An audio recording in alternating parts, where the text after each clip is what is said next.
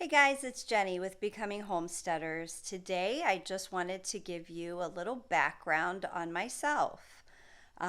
We have a little piece of land in the city, probably maybe not even a quarter acre, and we are really trying hard to garden and become more self sufficient. So I have always had a garden. I've always grown up with a garden. We're just trying to do things a little bit different. And come on, Mara. This is Mara. She is our dog. But anyway, we are just trying to become more self sufficient and better at taking care of what we have and making it work.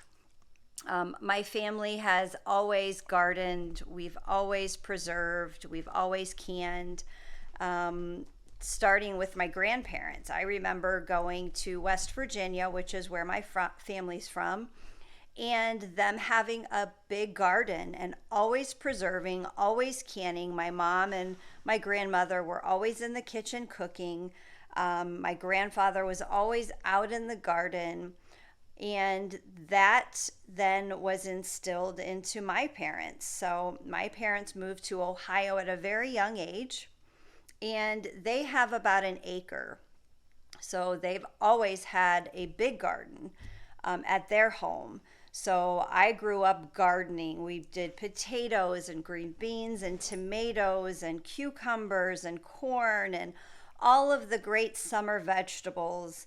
And we always preserved. And I remember picking in the garden with my dad and foraging for blackberries. Gosh, we would pick gallons of blackberries when I was a kid and freeze berries. So we've always done that. And then me moving out and moving into my own house and getting my own family started, I then also was instilled with that desire to garden. I've always had a garden. We've moved to the city, so unfortunately, I don't have that giant piece of property that I would just love to have with orchards and grapes and, giant gardens and chickens and farm animals. I would love that, but we are here in the city, so we make it work. We get our eggs from a friend that has chickens. We grow what we can, and what we can't, we patronize our local farmers. But the last few years, I have taken a desire to dive a little bit deeper in our gardening, where my family was primarily into a summer garden. I am trying to make the seasons last a little longer for us. So I've been doing a spring, summer, and fall garden. And last year was my first year at really being successful at it. This year was a great year in the garden. And I'm learning so much and doing so many things now that are making us even more self sufficient. So I love the idea of trying to make those garden spaces last all the way through the season as long as you can. Having those greens in December, gosh, that's super nice here in my Zone 6A Ohio garden.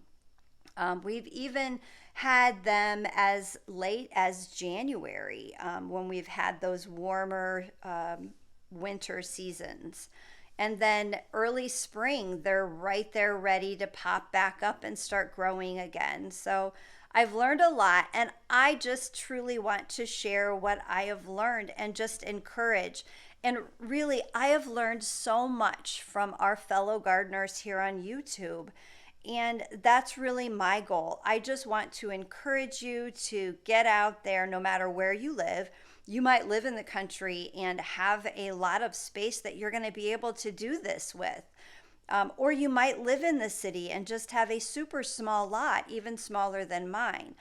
I want you to be encouraged to take those steps to be more self sufficient, to go outside and do something that you haven't done. Dig in the dirt, grow some vegetables, try some fruits, and just really experiment. Don't be afraid to fail.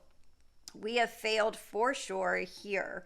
And I'm going to tell you all of my failures, all of the wins that we've had, and take you along this journey of becoming more self sufficient. So I hope you will enjoy my videos, and I hope you truly get something out of all of this. And I just want to thank all of the other gardeners and YouTubers out there that have actually started a channel just to encourage us. We need to encourage each other and motivate each other to continue to do this.